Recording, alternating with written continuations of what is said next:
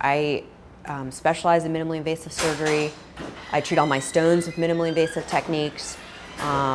Any case that can be done with the robot, I absolutely use the robotic technology. A lot of people ask about the surgery robotically and what exactly that does.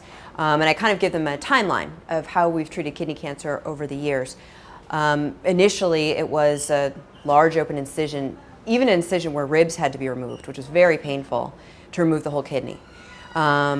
Then it was down to partial nephrectomy, where we could remove just the mass with a rim of healthy tissue, but that was also with open surgery. Open surgery, either in the front or the side, cuts through a lot of layers of muscle in the abdominal wall. That's very painful. People are in the hospital for a while getting that pain controlled. So robotic surgery has a number of advantages over laparoscopic, or what's called keyhole surgery, as well as advantages over open surgery. Starting with smaller incisions. We only need to make incisions about the width of a finger breadth.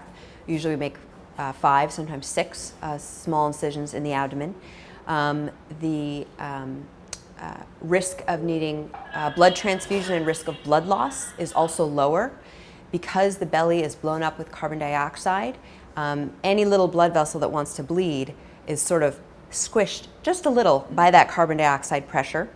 So less blood loss. That's an advantage over open surgery.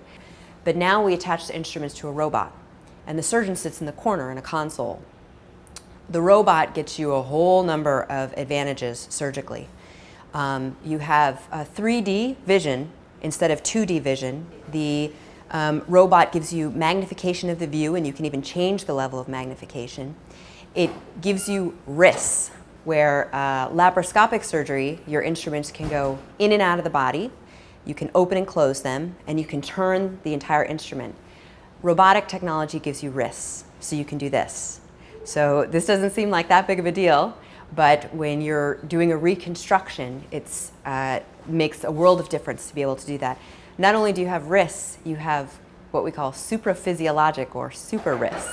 So my wrist can turn like this, but the robot wrist can turn like this, if you will, 720 degrees. So that is very important when we're sewing things back together after we've removed the mass or removed the abnormal tissue. People have shorter hospital stays. They don't have to stay in the hospital as long. They have less need for pain medication.